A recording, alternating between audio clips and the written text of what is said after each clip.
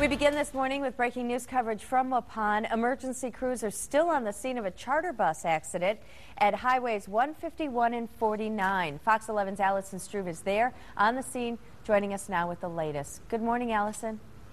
Good morning, Rachel. We are right along Highway 151 where you can see that charter bus is still tipped over on its side from where it hit a guardrail at about 3:30 this morning.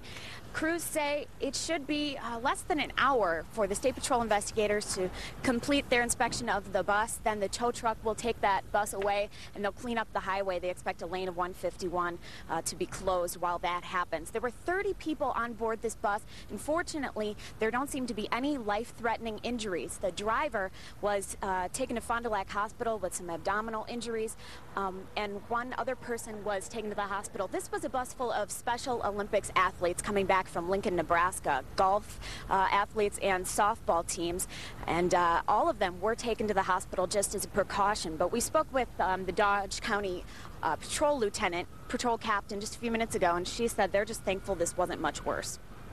We got the calls, started getting the 911 calls at about 3:30 this morning, so the traffic was very, very light. What could have happened had the guardrail not been there is that the other side of the highway is a fairly steep embankment. So had the guardrail not been there to push the bus back onto the roadway, yeah, like I said, it could have been far worse.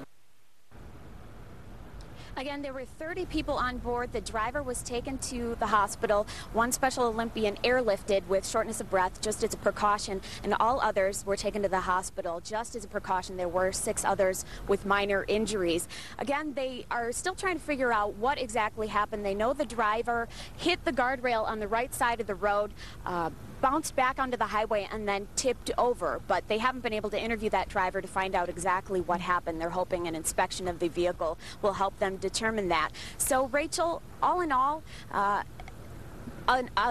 sort of happy ending here. They're just very, very thankful that this wasn't any worse than it could have been.